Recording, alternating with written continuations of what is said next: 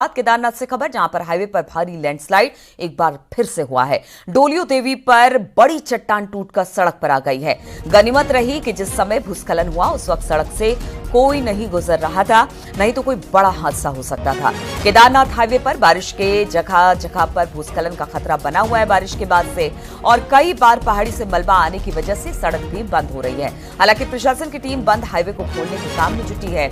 तस्वीरें हम आपको दिखा रहे हैं, आप देख सकते हैं बेहद ज्यादा डरावनी तस्वीरें। पूरी पहाड़ी ही टूटकर नीचे आ गई है। लगातार बारिश के चलते भूस्खलन का खतरा बना हुआ है। कई जगहों पर लैंडस्लाइड की खबरें आ रही हैं, और इससे पहले भी हमने देखा था कि किस तरह से केदारनाथ में बड़ी आपदा आई थी, और अब एक बार फिर से बोल्डर मलबा पूरी तरह से नीचे आ गया है, यानी पहाड़ी का एक बड़ा हिस्सा टूटकर नीचे गिरा है।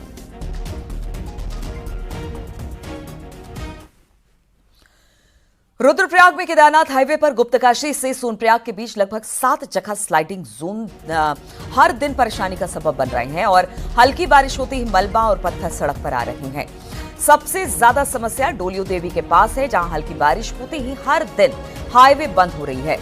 वहीं विभाग को अभी तक मात्र 2 स्किनिंग जोन की ट्रीटमेंट के लिए ही पैसा मिला है। तो आप समझ सकते हैं कि 2 स्किनिंग ट्रीटमेंट की जा रही है, लेकिन जो खतरा है वो 7 जगह ऐसे हैं जहां पर स्थिति खराब है। कभी भी कोई बड़ा लैंडस्लाइड हो सकता है, कभी भी कोई बड़ा खतरा बना हुआ है वहां पर। तो स्लाइडिंग जोन का ट्रीटमेंट बहुत कम तादाद में हो रहा है, लेकिन उस हिसाब से जगह जगह पर इस वक्त कई स्लाइडिंग जोन है जिनको भी देखना बेहद जरूरी है। हमारा डोलिया देवी था, खाट का जो पोर्शन था, तो हमारा सिंकिंग जोन के अनुसार हमारा कार्य वहाँ चल रहा है। और कुछ पोर्शन में जिसमें वो एस्टीमेट में नहीं लिया गया था, तो काफ़ी हाइट की जो पहाड़ियाँ थी तो उसमें भी गिरने पत्थर सिंकिंग हो रहा है, तो उसका भी सीओएस बना रहे हैं, मतलब वेरिएशन जा रखा है भारत सरकार को। तो वो जैसे सैंक्शन हो जाएगा तो वहाँ पे भी ट्रीटमेंट का कार्य कराया जाएगा। फिलहाल हम लोग यातायात को हम लोग सुचारू रख रहे हैं। रात्रि के समय जब कभी कोई पत्थर पहाड़ से गिरता है तो उस समय थोड़ा सा हम लोग ट्रैफिक नहीं चलवाते हैं, और लगभग हम लोग 1-2 घंटे का अंतराल में सिर्फ सफाई करने के बाद तुरंत हम लोग ट्रैफिक को चालू रखते हैं। और इसी पर बातचीत करने के लिए संदीप इस वक्त हमारे साथ जुड़ गए हैं। संदीप, केदारनाथ की आपदा के बाद जो वहां पर मुश्किलें हैं कम होने का नाम नहीं ले रही है। एक के बाद एक जगह पर लैंडस्लाइड होता चला जा रहा है, कई लैंडस्लाइड जोन बन गए हैं। इस वक्त क्या स्थिति है, कितने लैंडस्लाइड जोन है जो खतरे की घंटी बजा रहे हैं?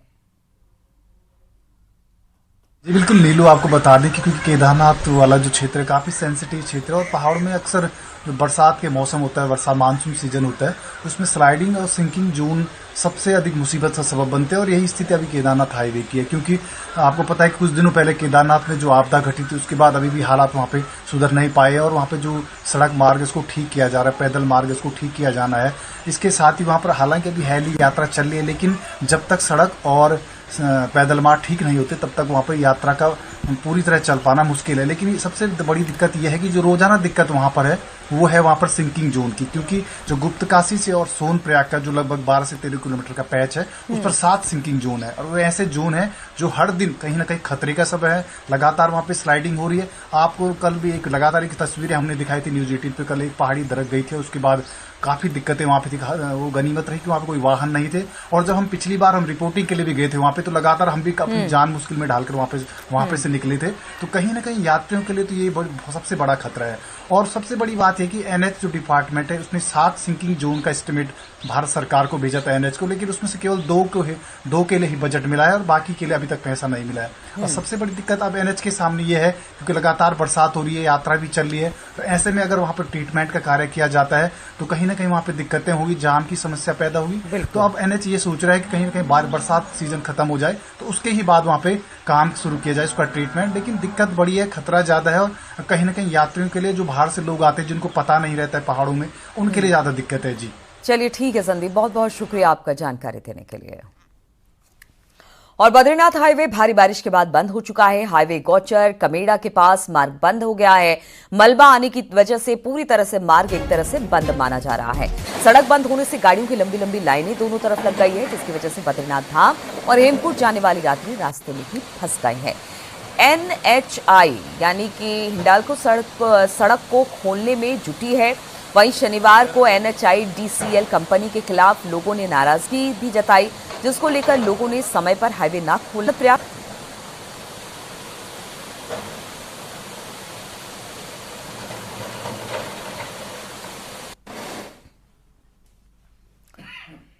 बागेश्वर में कल देर शाम एक पेड़ गिरने से गरुड़ बागेश्वर यातायात भी ठप हो गया।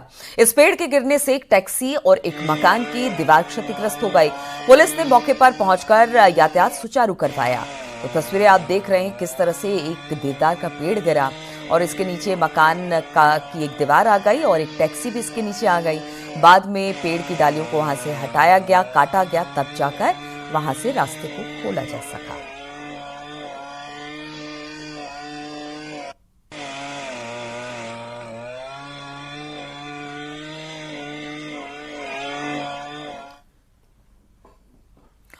और बागेश्वर में बारिश जो है वो आफत बनकर बरस रही है। आज बागेश्वर जिले के लिए भारी से भारी बारिश की चेतावनी जारी कर दी गई है।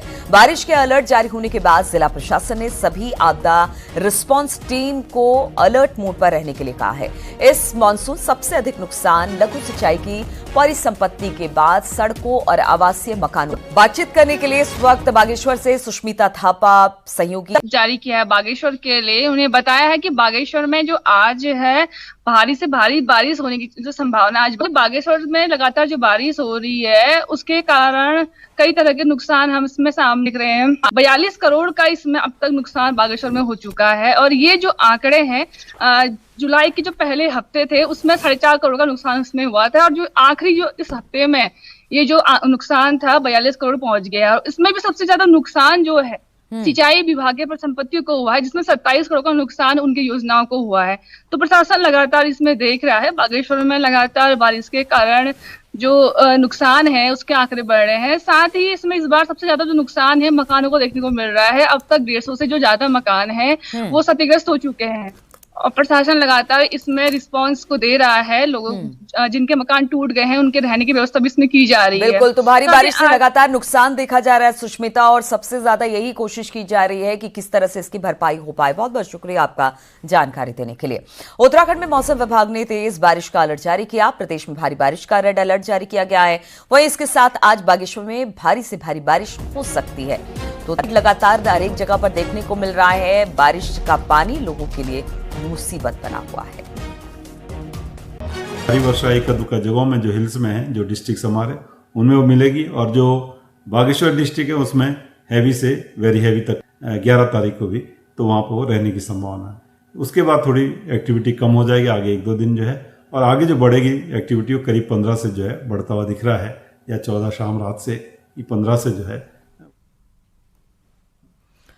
हरिद्वार में शाम के वक्त अचानक मौसम बदला, तेज बारिश हुई जिसके बाद चीला में पड़ने वाली बरसाती नदी पूरे उफान पर आ गई और नदी का पानी सड़क तक आ गया। नदी के उफान पर आने से आवाजाही रुकी रही, लेकिन इस दौरान कई कांवड़िए जान जोखिम में डालकर बरसाती नदी को पार करते दिखाई दिए। ऋषिकेश की ओर से आ रहे कांवड़िए तेज बहाव के बीच में अपनी बाइक निकाल रहे थे।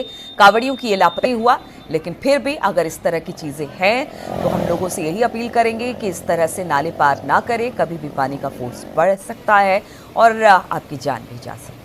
कि एक पुलिस कांस्टेबल 20 सड़क बाइक सवार को पीट रहा है। वही वीडियो, हालांकि न्यूज़ 18 इस वायरल वीडियो की पुष्टि नहीं करता है। शव उसी के घर पर मिला। लड़के का शव कमरे के पंखे में लटका हुआ मिला। दरअसल शुक्रवार रात एक नाबालिग कार ड्राइवर ने सड़क चलते लोगों के दिलों में दहशत पैदा कर दी। काठगोदाम से लेकर हल्द्वानी तक उसकी तेज रफ्तार कार ने 5 लोग घायल कर दिए, जिसका वीडियो सोशल मीडिया पर वायरल भी हुआ। पुलिस आरोपी की तलाश कर रही थी कि अचानक एक और बुरी खबर सामने आ गई। बताया जा रहा है कि शनिवार सुबह इस लड़की की संदिग्ध मौत हो गई। इस लड़के की बॉडी इसी के घर में पंखे से लटकी हुई मिली। बताया जा रहा है कि मृतक लड़का नैनीताल के नामी स्कूल में 12वीं का छात्र है।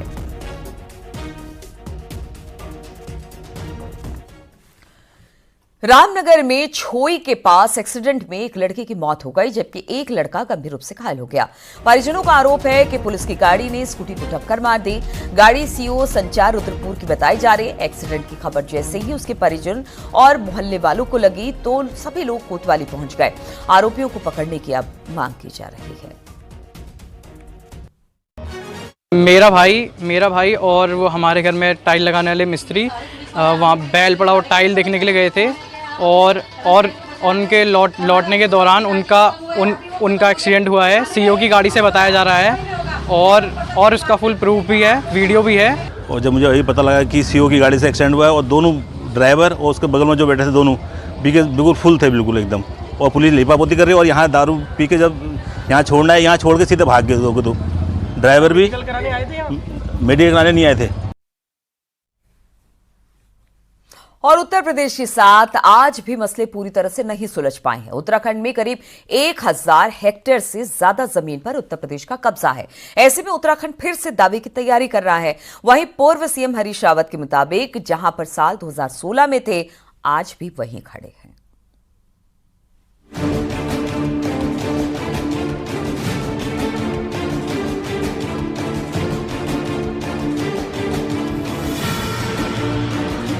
साल 2000 में उत्तराखंड यूपी से अलग तो हो गया, लेकिन जमीन पैसे का हिसाब किताब अब तक पूरा नहीं हो सका है। उत्तराखंड से 25 गुना ज्यादा आबादी वाले उत्तर प्रदेश से पूरा हक लेने में कामयाबी नहीं मिली है, जबकि दिल्ली, यूपी और उत्तराखंड में 7 साल से बीजेपी सरकार है। उत्तराखंड में करीब 1000 हेक्टेयर जमीन पर अभी भी यूपी का ही कब्जा है और हालात ये है कि ये हाल सहमति के बाद है। हरिद्वार में 697 हेक्टेयर जमीन है। मेले में इसके इस्तेमाल के लिए यूपी की परमिशन लेनी पड़ती है। ऊधम सिंह नगर में 232 तो चंपावत में 208 हेक्टेयर पर यूपी का ही कंट्रोल है। टिहरी बांध उत्तराखंड में है, लेकिन हिस्सेदारी यूपी की है और मामला भी अभी सुप्रीम कोर्ट में है। तो वन विकास निगम के करीब 900 करोड़ रुपए की पेमेंट यूपी के पास है। जमीन का मामला बड़ा है, इसीलिए उत्तराखंड दावा ठोकने की तैयारी कर रहा है। पुनर्गठन मंत्री प्रेमचंद अग्रवाल के मुताबिक 1-1 इंच जमीन जरूरी है। यदि हमारे क्षेत्र में हरिद्वार में 615 हेक्टेयर शायद है, तो इस प्रकार के लिए एक 637 हेक्टेयर, तो ये सारी चीजों के लिए हम अपना दावा क्यों ना करें, हम दोबारा बातचीत क्यों ना करें। ये निर्णय हो चुके हैं। आज जैसे 615 हेक्टेयर पे जियो होना बाकी निर्णय हो गया, लेकिन 637 बचा है, 637 हेक्टेयर, तो उसमें हमने कहा इसमें हम दोबारा से बातचीत करते हैं। तो मेरा मतलब यह कि हम अपने प्रदेश के लिए जितना ज्यादा हम ले सकें, वो हमारा प्रयास है। दोनों राज्यों में 2017 में बीजेपी सरकार बनने के बाद सभी मसले सुलझने की उम्मीद जगी थी, लेकिन पूर्व मुख्यमंत्री हरीश रावत के मुताबिक बीजेपी इंच जमीन की बात कर रही है, लेकिन 7 साल में तिल भर भी बात आगे नहीं बढ़ी है। चीफ मिनिस्टर ने नहीं, भाजपा के दो चीफ मिनिस्टर जो है गुणगान भी कर चुके, और कुछ भी अभी तो राई रत्ती एक ढेले का फर्क नहीं आया। जितनी चीजें हमारे समय में निर्धारित हुई थी, उससे आगे 1 इंच नहीं बढ़ा। सबसे बड़ा सवाल ये है कि जब राज्य अलग हो गया, तो फिर उत्तराखंड के अंदर यूपी का कब्जा कैसे हो सकता है। राज्य बनने के साथ ही अगर मसलों को सुलझा दिया गया होता, तो शायद आज ये नौबत नहीं आती कि अपनी जमीन पर हक पाने के लिए समझौते के बाद भी दावा ठोकना पड़ रहा है।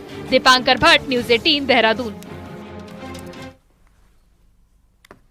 देहरादून में कांग्रेस ऑफिस में शुक्रवार को कोई शख्स बीजेपी का झंडा लगा गया और जो वहां गाड़ी खड़ी थी उस पर ही ये झंडा लगाया उसने। कांग्रेस ऑफिस में बीजेपी के झंडे वाली गाड़ी दिखी तो हलचल तेज हो गई। जब पता नहीं चला तो युवा कांग्रेस के मोहित मेहता ने धारा चौकी में पुलिस से शिकायत की, जिसके बाद पुलिस ने क्रेन से बीजेपी का झंडा लगी गाड़ी ऑफिस से बाहर ले गई। वहीं चर्चा ये भी रही कि कहीं कार कांग्रेस के किसी बागी की तो नहीं जो खुद बीजेपी में चला गया हो, लेकिन गाड़ी खड़ी करने पे कांग्रेस ऑफिस आ रहा था।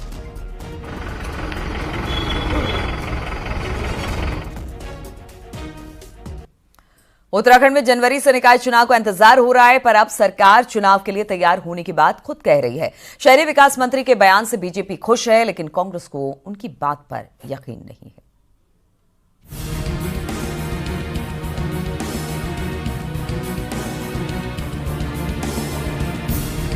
अक्टूबर में निकाय चुनाव का इंतजार खत्म हो सकता है। नगर निगम, नगर पालिका और नगर पंचायत के लिए तैयारी कर रहे नेताओं के लिए अच्छी खबर है। शहरी विकास मंत्री प्रेमचंद अग्रवाल के मुताबिक वोटर लिस्ट का काम पूरा हो चुका है, परिसीमन भी करीब पूरा हो चुका है और सरकार तैयार है। निकाय चुनाव बहुत जल्दी हम कराने की स्थिति में हैं, क्योंकि जो हमारे पहले की क्रियाएं हैं हम वो पूरी कर लिए हैं। जैसे मतदाता सूची हम पूरी कर चुके हैं। हमारे यहाँ सीमांकन लगभग सभी निकायों का हो गया है, कुछ को छोड़ के। उत्तराखंड में ज्यादातर निकायों में बीजेपी का होल्ड है। ऐसे में बीजेपी नेता फील्ड में निकाय चुनाव को तैयार हैं, लेकिन कांग्रेस को शहरी विकास मंत्री की बातों पर यकीन नहीं आ रहा। की तो तैयारियां हमारी पूरी तरीके से आगे बढ़ चुकी हैं। तैयारियां पिछले क्योंकि ये भारतीय जनता पार्टी का कार्यकर्ता है, ये प्रतिदिन ऐसे ही जीता है कि इसको चुनाव लड़ने की तैयारी करनी है। तो चुनाव मोड में भारतीय जनता पार्टी है, लगातार काम में लगी है। देखिए, ऐसा वो पिछले बार 2 बार पहले भी बोल चुका, उसके बाद बोल चुके कि ऐसा नहीं हो पाया, तो अभी भी वो कह रहे हैं, पता नहीं क्या करेंगे, इसका भगवान भरोसे। निकाय चुनाव बीजेपी और कांग्रेस के लिए अगला बड़ा चुनाव है। नेता अपने अपने लेवल पर तैयारियों में भी लगे हैं, लेकिन कौन उम्मीदवार बनेगा और किसका पत्ता कटेगा, ये तारीख के ऐलान से पहले आरक्षण से तय होगा। अंकर भट्ट, न्यूज़ 18, देहरादून।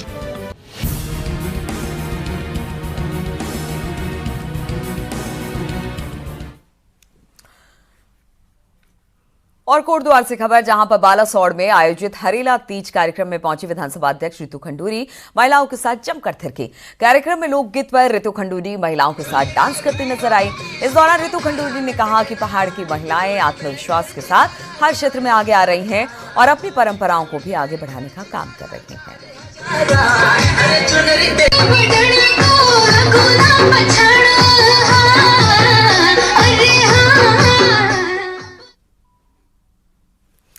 और सावन के महीने में जगह जगह तीज प्रोग्राम आयोजित हो रहे हैं। शनिवार को देहरादून में बीजेपी युवा मोर्चा के उपाध्यक्ष नेहा जोशी ने भी तीज उत्सव का आयोजन किया, जिसमें बड़ी संख्या में महिलाएं शामिल हुई।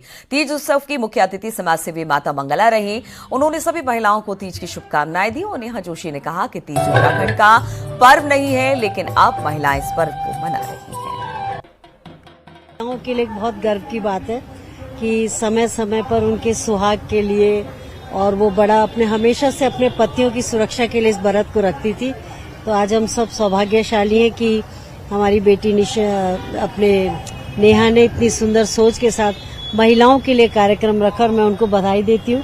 और हमेशा जितनी भी महिलाएं आई हुई सबके सौभाग्य के लिए माँ से, पार्वती से, माँ शक्ति से प्रार्थना करती हूँ कि उनकी लंबी आयु हो। इनकी महिलाओं ने तीज को अपने रंग में रंग लिया। आप देखेंगे कि महिलाएं टीरी की नथ पहन के और पिथौरागढ़ का पिछौड़ा पहन के, हमारे जौनपुर का ढाटू पहन के यहाँ पर तीज मना रही हैं। तो कहीं ना कहीं एक कल्चर सारे मिक्स होते हैं और एक मौका मिलता है एक दूसरे की प्रशंसा करने का, एक दूसरे को चीयर करने का। पौड़ी के बीरोखाल ब्लॉक के राजकीय प्राथमिक विद्यालय देवीखाल कोठा का स्कूल राम भरोसे चल रहा है। यहां टीचर के स्कूल नहीं पहुंचने पर स्कूल बंद रहा और बच्चे घंटों इंतजार करते रहे। प्राथमिक विद्यालय 2 टीचरों के भरोसे है। इनमें से एक शिक्षक 3 दिन की छुट्टी पर थी और दूसरी टीचर भी बिना छुट्टी के गायब हो गई। वहीं स्कूल पहुंचे अभिभावकों ने बंद स्कूल का वीडियो बनाया जो सोशल मीडिया पर वायरल हो रहा है। वहीं वीडियो का संज्ञान लेकर मुख्य शिक्षा अधिकारी ने सहायक अध्यापक को निलंबित कर दिया है।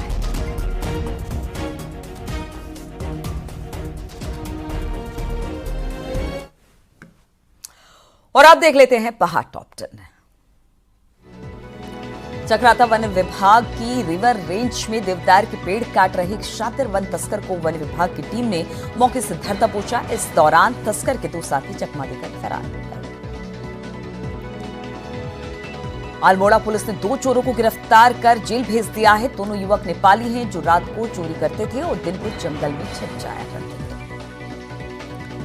विकासनगर पुलिस ने लंबे समय से फरार चल रहे 10 वारंटियों को गिरफ्तार किया। अलग अलग घटनाओं में आरोपी शामिल थे और सभी के खिलाफ गैर जमानती वारंट जारी किए। विकासनगर के साहिया में नवजात बच्चे की मौत के मामले में अब तहसील प्रशासन मामले की जांच कर रहा है। ऋषिकेश में राष्ट्रीय हिंदू संगठन ने बांग्लादेश के हिंदुओं पर हो रहे अत्याचार को लेकर प्रदर्शन किया। IDPLCT गेट पर भी जमकर नारेबाजी की। नई टेहरी पीजी कॉलेज को श्रीदेव सुमन विश्वविद्यालय का कैंपस बनाने समेत 8 सूत्रीय मांगों को लेकर छात्र संगठन का धरना जारी है। टेहरी डीएम मयूर दीक्षित ने बौराड़ी की जिला लाइब्रेरी का औचक निरीक्षण किया। और रजिस्टर के साथ ही साफ सफाई व्यवस्थाओं का जायजा भी लिया। बद्रीनाथ धाम में 2 दिवसीय नर नारायण जयंती बड़े ही हर्ष और उल्लास के साथ मनाई गई। भगवान बद्री विशाल का विशेष अभिषेक किया गया। रुद्रप्रयाग के लल्लूड़ी गांव में घास लेने जंगल गई एक महिला पर गुलदार ने अचानक हमला कर दिया, जिसमें वो बुरी तरह से घायल हो गई। विकासनगर में पुलिस ने मैक्स गाड़ी चोरी करने वाले आरोपी को गिरफ्तार किया। पेट्रोल पंप के पास से चोरी की गई थी गाड़ी।